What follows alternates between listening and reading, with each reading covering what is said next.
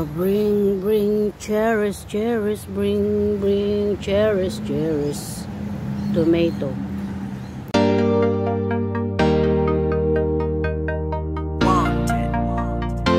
Small tomato, guys. Manguha tayo.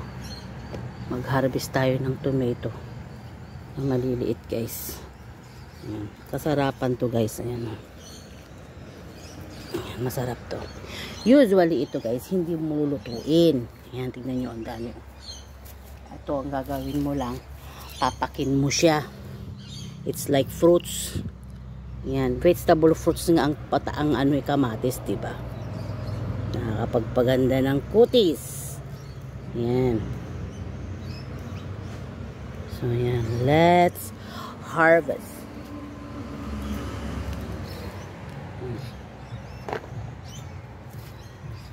Ayan, marami pa tayo. Okay, bye. Ingat ka, neneng ko, ha? Take care. See you. Ayan. Alis yung aking pamangkin. Punta siya sa school.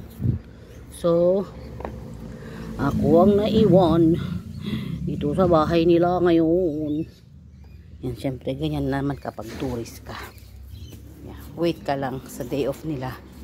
At ikaw ay papasyal ulit. Ganun. Yan, meron pa dito, guys. Oh. Ayan. Ayan. Ay, sus Maria. Yung iba, hindi ko na. Ayan, nahulog pala ito. Ayan, meron pa. Parang meron pa ako nakikita nag-yellowish doon. Ayan pala. Ayan, kunin ko rin to. Ayan. Kilala na ba? Talagang kinuha na lahat, eh. Ayan, meron pa dito na. Ayan, nagmamakaawa. Ayan, kunin natin ipit. So, I think, wala na.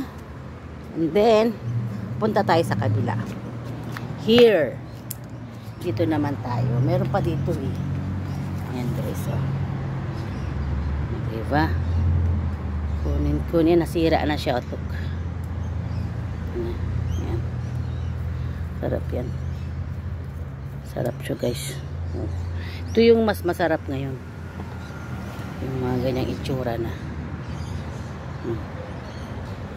Kasarapan ngayon yung ganitong ano.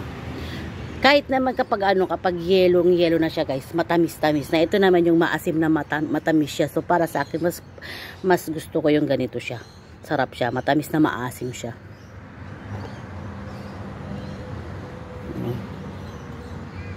So yan, guys. That's all I can say. Share for you, for all of you right now. Ang aking tomato cherries na tanim ng kuya ko. Marami-rami yan. Makakain mo rin yun ng 2 araw, guys. O isang araw lang. Habang nanonood ako, papakin to. Sarap, guys. Oh, yummy, yummy. Don't forget to subscribe. Bye.